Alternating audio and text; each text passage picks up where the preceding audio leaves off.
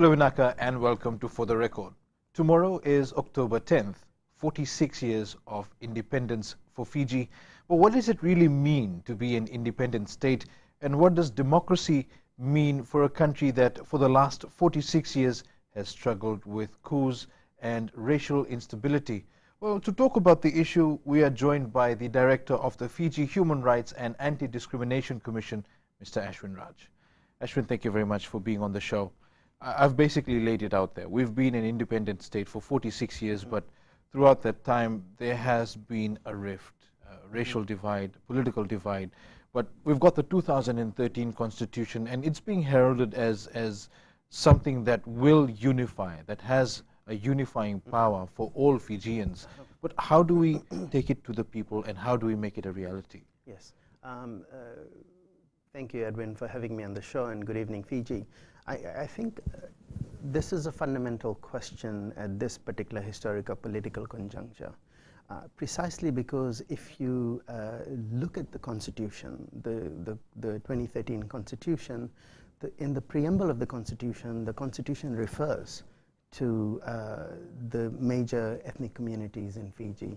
It refers to our Itoke, community.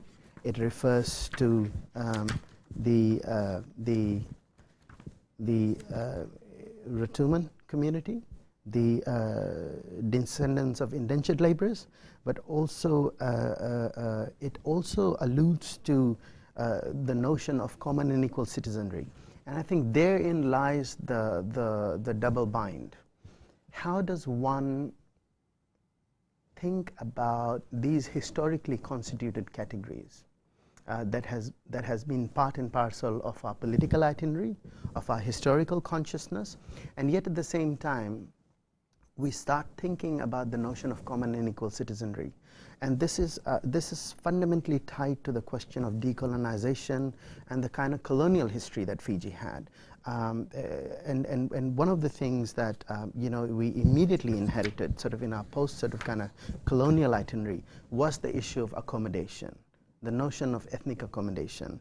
And for the longest time, that has animated our political imagination. And it has been encapsulated in various constitutions and coups. 1987 coups, the 1990 Constitution. Preceding that, the 1970 Constitution was all about the question of accommodation. The 1987 coups, the 1990 Constitution, the reforms that subsequently took place, encapsulated by the 1997 Constitution, to then, another, era of political instability, and then, of course, the 2013 Constitution. Each of these historical and political moments is actually about the question of accommodation. How do we accommodate these communities? So the fundamental struggle there is about the tension between the question of recognizing these historically constituted categories, the notion of difference, and at the same time the principle of parity, equality. This is not fundamentally sort of new, given the fact that in the cusp of decolonization, but also in the immediate sort of post-colonial itinerary, the struggle was about parity as propagated by the Indo-Fijian communities, the notion of indigenous paramountcy pushed by Itoke members, and then the question of privilege that members of the European community had. And at that time, Europeans had held the balance of power. That all shifted dramatically. But the ideological tension between parity, privilege, and paramountcy is something that really animated the discussions leading up to decolonization and the post-colonial itinerary. And so in a fundamental sense, the issue has been about accommodation, but also about how do we now think about race without descending into racism, given the fact that Fiji has emerged out of the detritus of institutionalized racism. So that's the first issue. The second issue, of course, is about the sustainability of the institutions of democracy. I mean, how do we sustain these institutions, right? How do we ensure that they survive the tests of time? And then, of course, the notion of the state. I think that's a fundamental issue that we need to think about. How can ordinary citizens be able to claim the state as an abstract structure of redress without the perversions of nation and nationalism. Given the fact that when we think about the state, the idea of nation always comes before the state. So who occupies the state? That has been part and parcel of our political struggles for the longest time. So the fundamental question now with the idea of common and equal citizenry is, how can you and I, with all our differences, all our disparate political proclivities, ideological dispositions, race, religion, sex, gender, sexual orientation, gender identity, expression, class, any other form of status, barring all of that, how can we claim the state as ours so that we can claim certain kinds of rights as rights-bearing subjects? So these are the fundamental questions, I think, that we need to grapple with at this point in our historical political conjuncture. And these are not new questions. How do we go about having this discussion, though? I think this is precisely why we need to start thinking about freedom of expression in a much more substantive manner.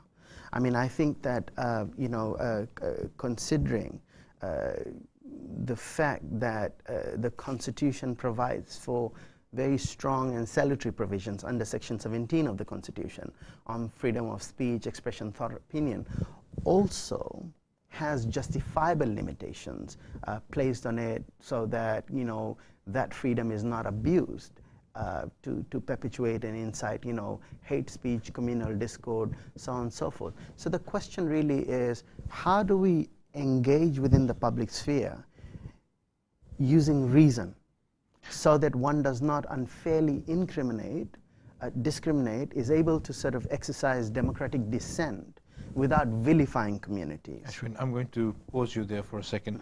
We have to take a break. When we come back, more discussions.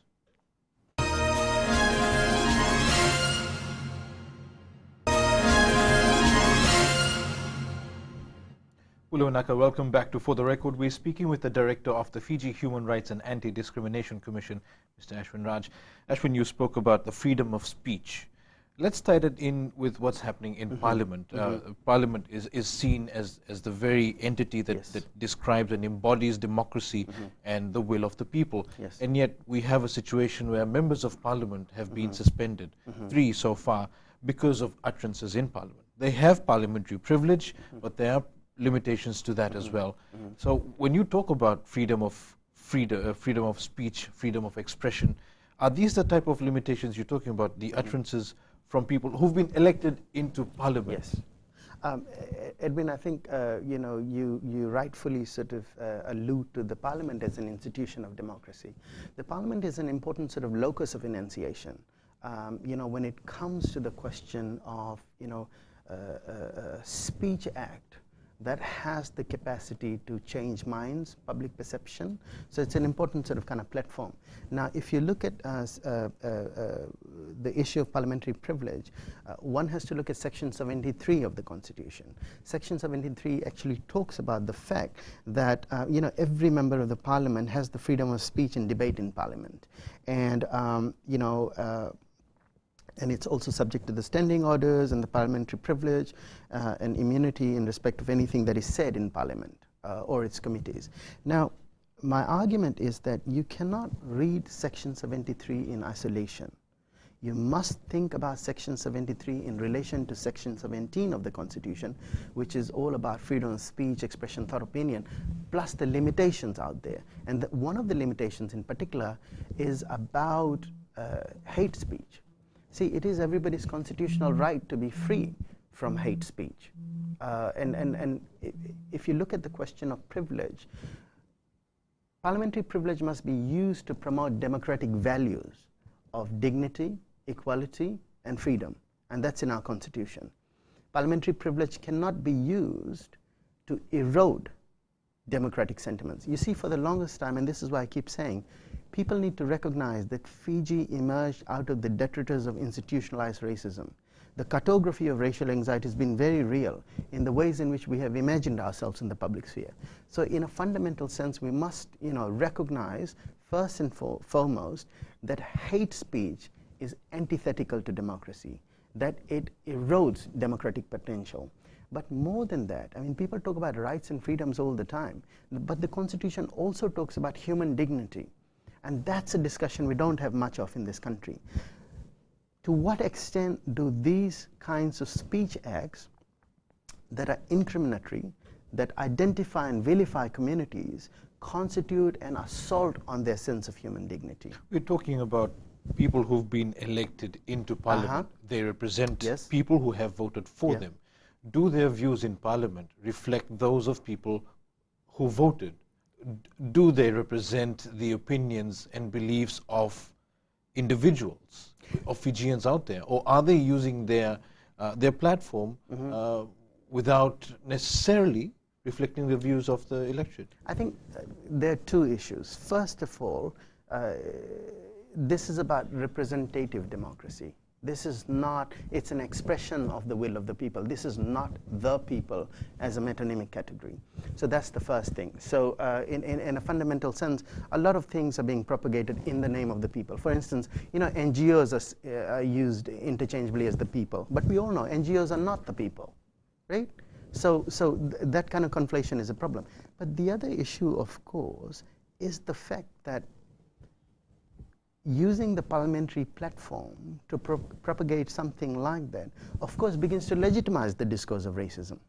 And this is why it's very, very important that, you know, we exercise reason, that we disambiguate, you know, speech act that is incriminatory from your democratic right to be able to exercise dissent, to be able to criticize policies. I mean, really, if people tell me that you cannot exercise your democratic right to dissent and to critique policies and so on and so forth without vilifying a racial community, then I think you've got a problem. Identifying people by religion. And, you know, I don't think that this discussion needs to be limited to just race and religion. Any other prohibited ground of discrimination under Section 26 of the Constitution, and there are many: race, religion, ethnicity, marital status, sexual orientation, gender identity, expression, class, you know, so on and so forth, geographical differences, ability, disability, so on and so forth. So in a fundamental sense, Parliament cannot be the space in which you incriminate communities based on the prohibited grounds of discrimination. Well, yet at the same time, Edwin, I do want to say that as we think about this stuff, we want to ensure that there is no self-censorship in Parliament. And that's going to be terrible for democracy. We want to ensure that parliamentarians are able to use this freedom of speech responsibly, to be able to exercise democratic dissent. But the problem that I have with the issue of privilege is this: why should politicians use parliamentary privilege, you know, exercise hate speech, get away with it, when ordinary citizens are charged for what is, you know, deemed under the crimes degree to be a criminal act? So why can't we equally and consistently apply the law?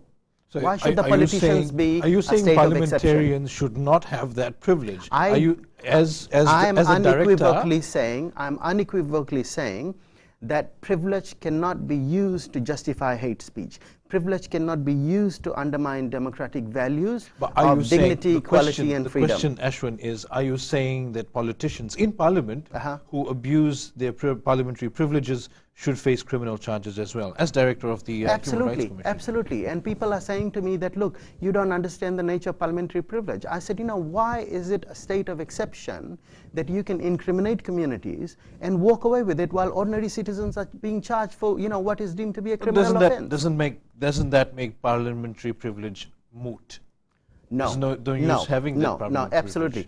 You don't need to use privilege to vilify communities. You should be using privilege to promote democratic values of equality, of freedom, of human dignity. But if they don't have that protection, a lot of issues, of critical issues which may not be spoken about outside Parliament may not come up for discussion because they're afraid. Exactly. They might get and I absolutely agree with you, which is why I said to you, we want to make sure also that there is no self-censorship in Parliament, that it does not produce what we call a chilling effect, right? So in that sense, I think it's fundamental that we ask several questions in relation to the abuse of privilege. And whatever penal liabilities, I'm not in a position to talk about that, but whichever authorities think through the penal liabilities that come with these acts of transgression must think about the following, I think, which is important. The limitations. Let's come to that in a moment. Right now, I'm being told we have to go for a break, and we'll do that when we come back. More discussions.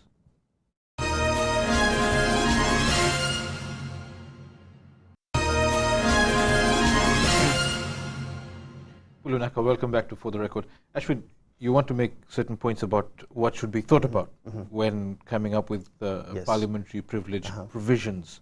How are you going to balance that off with the laws applied to common citizens? See, first of all, I think because of the importance of ensuring that our politicians are able to exercise that freedom of speech, it's very, very important. I mean, that's why you have a democracy, that's why you have the institution of parliament. We want to make sure that there is no chilling effect. We want to make sure that there is no self-censorship in parliament. And I think, therefore, it's very, very important that if there are limitations imposed, these are not subject to abuse. And in ensuring that these kinds of privileges and the limitations are not subject, limitations in particular, are not subject to abuse, what we do need to think about are several things. That in the effect that a certain kind of penal liability is does kick in, we ask several questions. First of all, are these limitations that are put in place, are they prescribed by law? Is there a written law, or are we merely thinking about guidelines?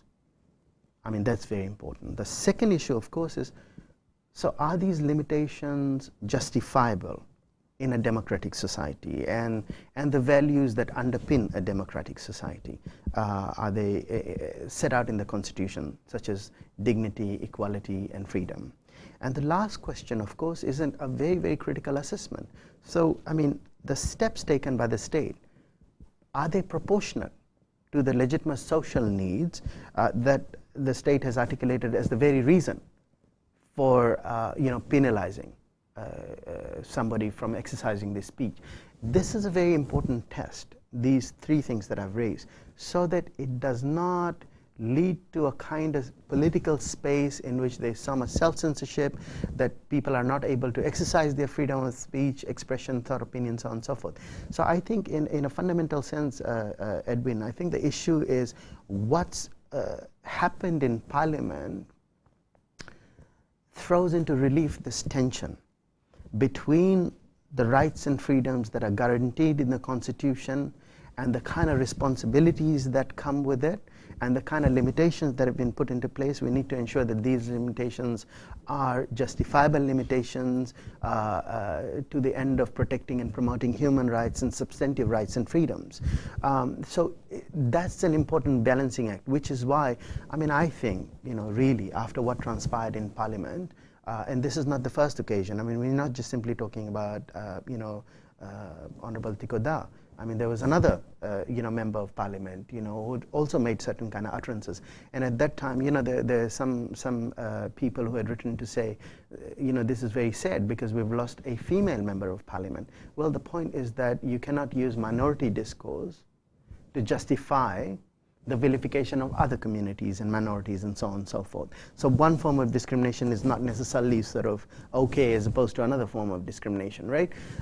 So in a fundamental sense, I mean, I think we need to sort of really, really reevaluate, given the fact that race has been an important sort of kind of signifier, that racism and institutionalized racism has become part and parcel of the public discourse, to now this other act, right, whereby on the one hand the Constitution is making references to these communities under the preamble. This is why it's so important that we start with the preamble of the Constitution, and yet it talks about equality, yet the fact that it talks about substantive rights and freedoms under the Bill of Rights. It's got a very, very strong anti-discrimination agenda. How do we actually now balance these things? And so this is why I keep saying that at this point we need to ask ourselves, how do we evacuate race from the vicissitudes of racism, which is the privileging of one community over another, rendering them preponderant, so that we can think about race in meaningful ways, rather than historically what we've been doing, which is about sort of pitching one community against another and saying one is more privileged as opposed to the other. So how do we think about the issue of difference? How do we think about the issue of diversity in a sense that it is also consistent with issues of equality and dignity and freedom? I think that's a fundamental question. Do you believe everyday Fijians struggle to embrace the difference of somebody from a different ethnic background? Do you believe that that happens every day? Edwin, you'd be amazed at the Human Rights and Anti-Discrimination Commission. I mean, how many complaints we receive on the grounds of racism, on the grounds of being discriminated against because of their sexual orientation, on the grounds of gender. I mean, this is why Section 26 of the Constitution is so important. And we start thinking about moving towards a culture of parity, a culture which is free of discrimination. So in a fundamental sense is very real. And this is why I keep saying that, the parliament as an institution is a very, very powerful platform. And when ordinary citizens hear politicians use the language that they do, of course they'll feel, sort of kind of vindicated that, this is fine. Our leaders are saying this. They're doing it. It's okay to identify difference. It's okay to incriminate. It's okay to sort of identify and vilify communities and so on and so forth. If they can do it and get away with it, why can't we? So it's about equal application of the law. Everybody's equal before the law. We have a government that's talking about equal citizenry and common identity. We have a constitution that embraces and empowers people of different backgrounds as one people. But according to the reports that you are getting, it may not necessarily be the reality on the ground. How do we bring it together? Exactly the point.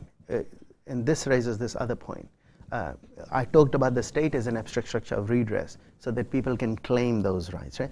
The Constitution is an abstract summary of one's political desire. These are things that one aspires to.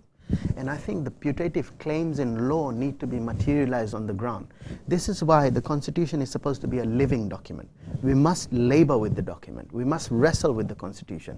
We need to work to materialize its aspirations. And this is why institutions and individuals need to work towards materializing that aspiration. This is why the Constitution talks about various public accountability institutions, such as the Parliament, such as the Human Rights and Anti-Discrimination Commission, such as the Legal Aid Commission, so on and so forth. The point is that these institutions fundamentally need to embody these values themselves to be able to then protect and promote and preserve rights and so on and so forth. So imagine if the Parliament as an institution itself begins to sort of kind of, promote anti-democratic values, and yet at the same time, that's the institution that is charged, right, with creating an ethos of deliberative democracy. We have a problem, and I think there's another layer of complication then. It's not simply about what politicians say in Parliament and then, the impact on just, ordinary citizens in terms of, the issue of privilege and people being made states of exception because of their political status, but also this other argument about what's happening in the social media. You look at our social media, it's saturated with hate speech. Religious bigotry. Let's come to that. Yeah? Let's come to that in a moment. Right now we have to go for another break.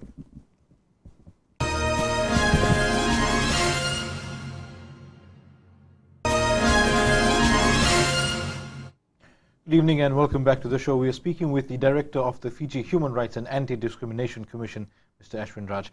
Ashwin, you mentioned social media. I think I know what you're going to say. It's rife with racism, bigotry, and attacks on gender and what have you. People feel a sense of security because they're detached. It's remote. You're hiding behind an electronic device, and there is a feeling that you may get away with it, and nobody's actually going to come after you. But there have been instances around the world, and I think some cases in Fiji as well, where people have been investigated for some of the comments they've made. But social media is such, it's just so huge, and it's so impossible to police. How do we get the message of equal citizenry and being a good, basically a good human being? Exactly. How do we get that across? I think you've nailed it. I mean, the point is that we shouldn't be like drunk people looking for keys under the street light. The law goes only so far in saying what is within the permissible narrative. And then, you know, the law should not be seen as something which suspends the economy of rights. The law needs to be an instrument of empowerment.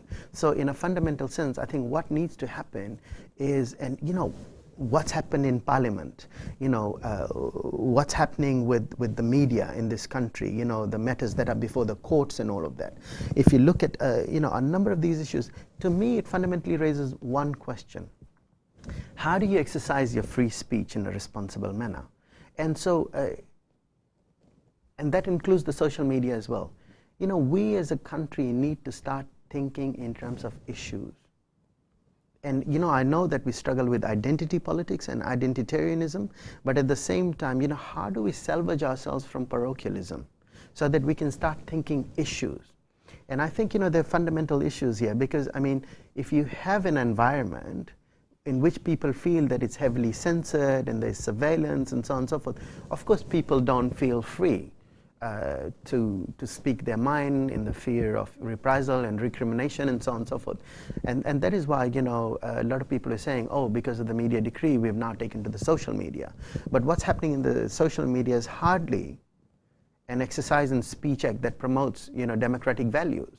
In fact, it undermines democracy once again. So we have got these, you know, two ends of the political spectrum.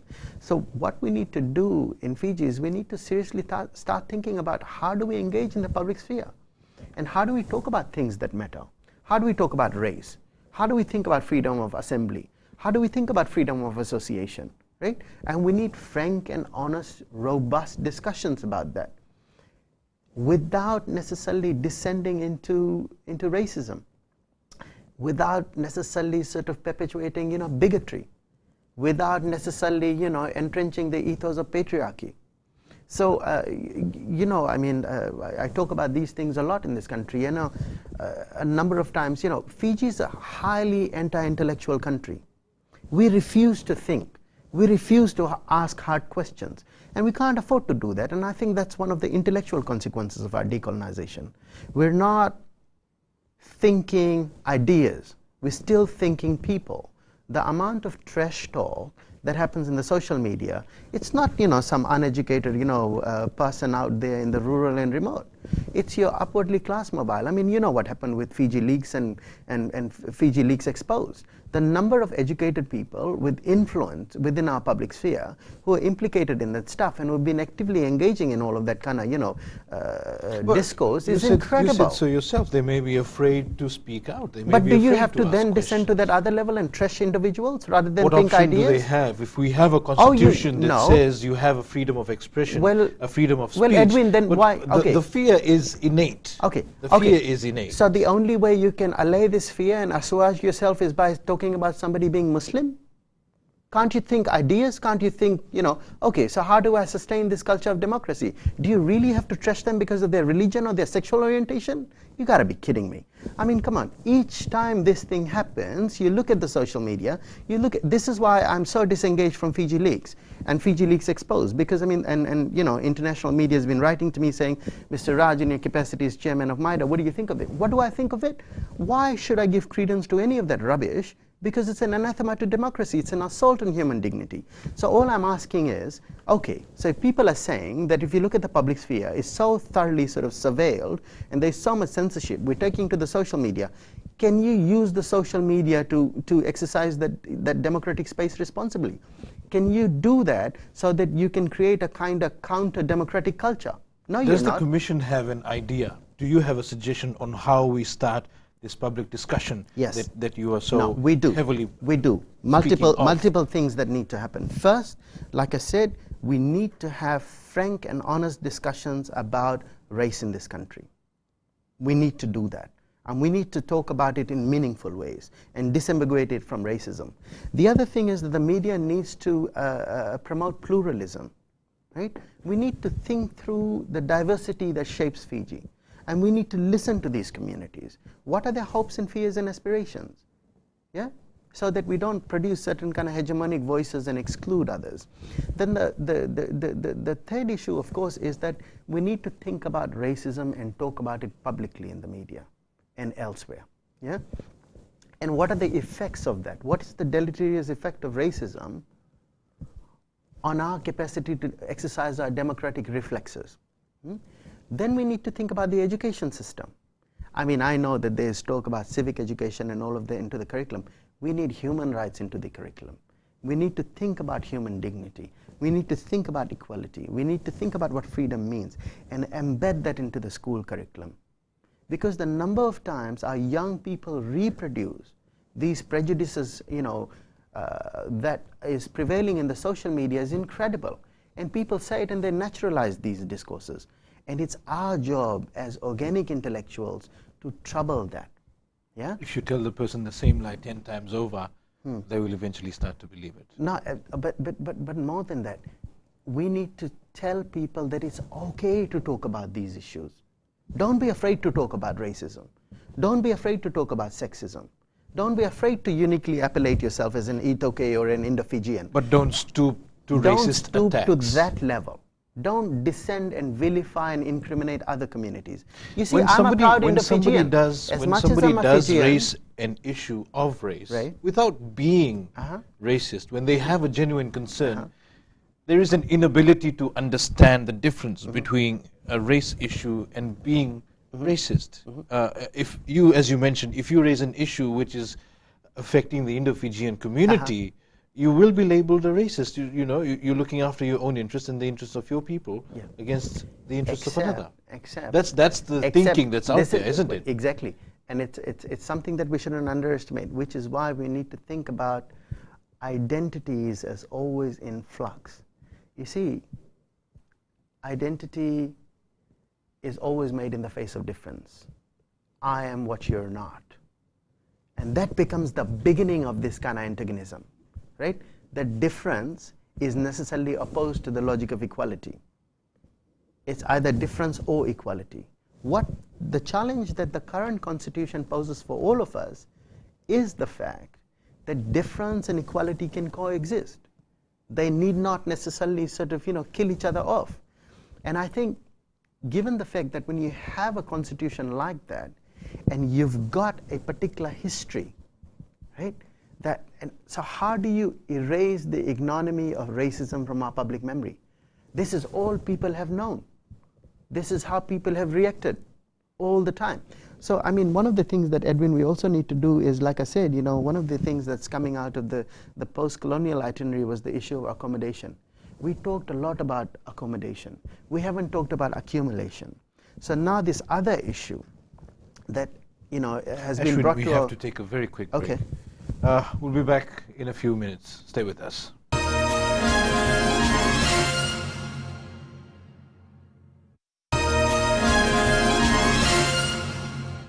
Good evening. Welcome back to our last segment for this evening. We're talking about independence and the struggle for democracy 46 years after Fiji was declared an independent state. Our guest is the Director for the Fiji Human Rights and Anti-Discrimination Commission, Ashwin Raj. Ashwin, we've spoken about the traditional ideologies that contain in the Constitution and issues that we have struggled with, but for the first time in a long time, we have socio-economic rights, which are included in the Constitution. People aren't really familiar with how that works. I have a right to a roof over my head. Yes. Is the state obligated to provide me a house? Absolutely. And the reason why I think that's an important sort of kind of interrelated conversation is because post-colonial itinerary was all about accommodation, but we have never really resolved the question of accumulation. And so in a very, very real sense, Fiji's struggle has also been about material inequality and not just racial inequality. So in a fundamental sense, what this constitution actually does, with the engendering of social and economic rights, and cultural rights for the first time, it begins to address this deep historical issue about the fact that, what seems to be the tension between two ethnic communities and the kind of inequality and political inequality that animates them are deep material struggles, material inequalities that begins to sort of kind of express itself in the form of race, right? Because race becomes a very, very convenient form of expressing that this community has this much privilege, but we don't have this in the economy, or we lagging in the education sector, so on and so forth. So in a fundamental sense, the idea of social and economic and cultural rights is not subservient to civil and political rights. I know we've talked a lot about civil and political rights in this country, and rightfully so. But the point is that there are no civil and political rights without social and economic rights. There are no social and economic and cultural rights without civil and political rights. They're interdependent, they're interrelated. And that's really, really important. So I think in a fundamental sense, when we're thinking about human rights and the Bill of Rights in particular, we need to think about the interdependent and the indivisible nature of these rights. And so Fiji's struggle, post-independence, including the times that we find ourselves in now, has to do with the intersectionality of these rights that are political, right, that are social, that are cultural, that are historical, they're economic. And so in a fundamental sense, we need to think about rights in these kind of sort of complex terms. Yeah? Mm-hmm. Ashwin, we're about to finish the show for the evening, but you've recently returned from the Human Rights Council meeting. Yes. Fiji has had issues with human rights in previous years. We have been talked about, there have been reports done, but when you went to this meeting, there was a delegation that you were a part of. Where was Fiji previously, and where are we now? Well, as an independent, Human Rights and Anti-Discrimination Commission, I made an intervention from the floor. I wasn't part of the panel. One of the things that I need to note is that, Very quickly, please. Fiji has taken a very, very clear stance following the ratification of CAT, and we're saying no to torture and brutality. So the conversation in Geneva was about the kind of strides we've made through video recording, the first hour procedure, in ensuring that we enforce the provisions of the Convention Against Torture. So in a fundamental sense, I mean, as an independent body, we commend the state for making those strides. But then there are other things that need to happen. We need to ensure that there is a national preventative mechanism in place. We need to ensure that the standard operating procedures for the police are actually consistent with the constitutional provisions on freedom from cruel and degrading treatment. We need to train our officers, police officers, in human rights. But we're beginning to see an epistemic shift. Policing and human rights are mutually constitutive, and a serious amount of effort is actually has been made towards that end, in ensuring that our entire justice system is human rights compliant. I was very happy that the DPP was there, the Chief Justice was there, and I think what's happening is you're no longer leaving the police in isolation to deal with these issues.